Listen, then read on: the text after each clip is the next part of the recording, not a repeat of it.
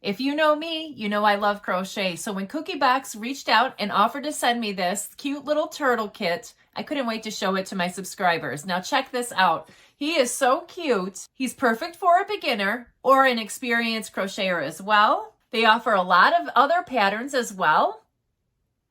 I think these are all super cute. I think it's really neat how they package it in this really cute cookie tin, so you can always reuse it and keep some of your supplies in there.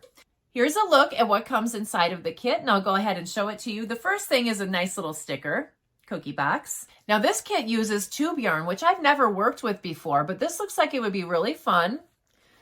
It looks like it's like a thick 4-weight. I love the color. This is so nice, and it's really soft. It almost feels like a t-shirt yarn. And then you also get these 2 colors. I was very impressed because they include your crochet hook. And this is really nice, and it has a rubber handle, and it has a little flat spot for your thumb so that you can easily crochet without your hand getting tired. And this little bag has the eyes in there, so they're nice and sealed up.